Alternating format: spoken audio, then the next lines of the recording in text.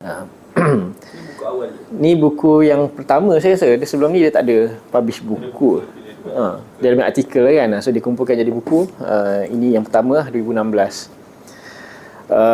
So 2016 saya jumpa dia masa yang dia datang ke UM tu. And then 2017 ke ada conference anjuran isi Clicks Kalam International Symposium dekat UIA. Dia ada jemput juga Dr. Basil ni untuk present juga, dan juga yang organizer conference tu Dr. Amran Muhammad kalau ingat. Dan dia pun invite saya untuk present jugalah. So saya present lah dekat situ dan saya dapatlah jumpa lagi sekali. Dan adalah a few exchange. Saya rasa 2017. Mungkin 2016 jugalah. Saya rasa 2016 juga. Dia macam later hujung tahun.